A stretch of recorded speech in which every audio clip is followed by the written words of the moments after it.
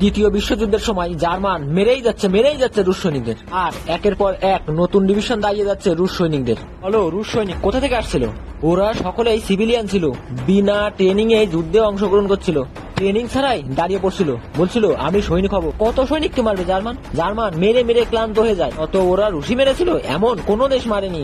রুশের সৈনিক মরছে আর সকল জনগণ আমি সৈনিক বলে দাঁড়িয়ে পড়ছে, বলে আমি সৈনিক। কিভাবে হারাবে ওদের?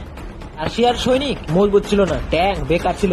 জার্মানির সৈনিক শক্তিশালী ছিল, ট্যাঙ্ক মজবুত ছিল, বিমান মজবুত ছিল। জিতেছিল কারা? রুশ। কারণ রাশিয়ার সাধারণ মানুষ গোলাম হতে রাজি ছিল না। একটি জার্মানির ট্যাঙ্ক 10টি রাশিয়ার ট্যাঙ্কের বরাবর ছিল। রাশিয়া বলে আমাদের কোনো কিছুর প্রয়োজন নেই, আমাদের ট্যাঙ্কের প্রয়োজন, আমরা ট্যাঙ্ক বানাবো, আমাদের টিস্যু পেপার, পোশাক এসবের কোনো বিলাসিতার প্রয়োজন। একটি ট্যাঙ্ক ধ্বংস করছে রুশ, 10টি ট্যাঙ্ক সামনে নিয়ে হাজির করছে।